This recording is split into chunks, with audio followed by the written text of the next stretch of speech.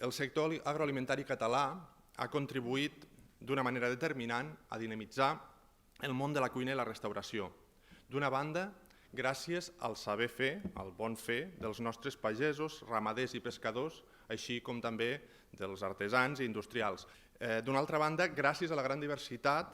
de condicions que trobem al país, no només edàfic-climàtiques, sinó també socioculturals.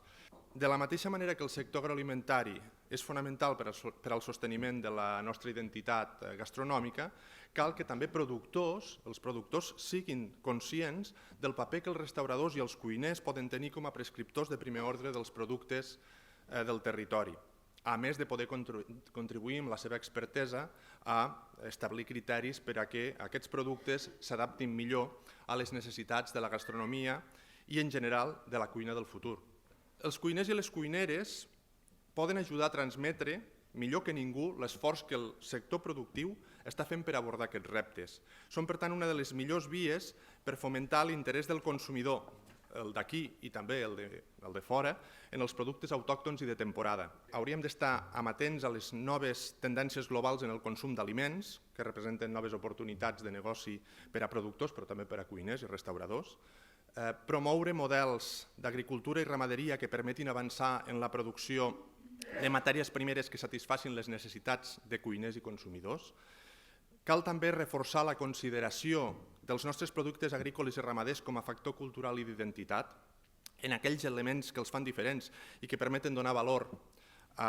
no només a les matèries primeres, sinó també als productes de la seva transformació. D'altra banda, cal potenciar l'oferta de productes de major valor afegit, per exemple, aquells amb denominació d'origen protegida o amb indicació geogràfica protegida, o els procedents de models de producció més sostenible.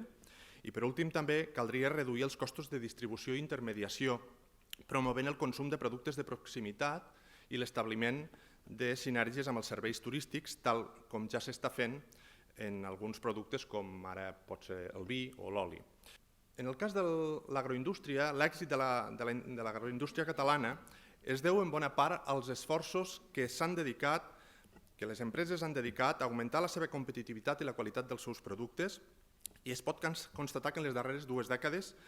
s'han iniciat tot un seguit de canvis que han influït de forma molt significativa en la qualitat dels productes transformats, gràcies, entre d'altres coses, a la tecnificació que s'ha introduït en els processos industrials, però també a la millora de la capacitació del personal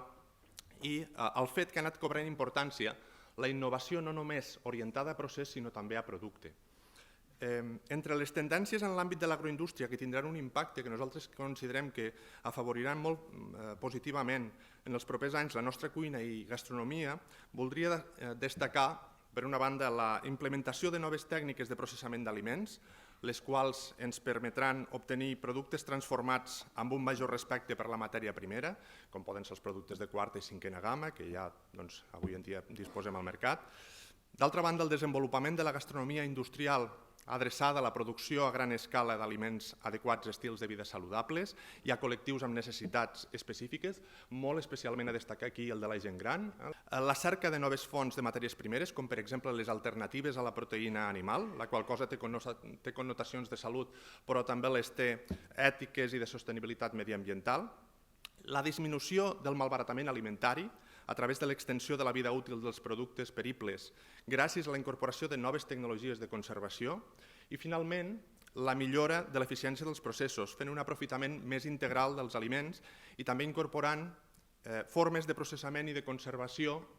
amb un menor cost econòmic i impacte ambiental. Moltes gràcies.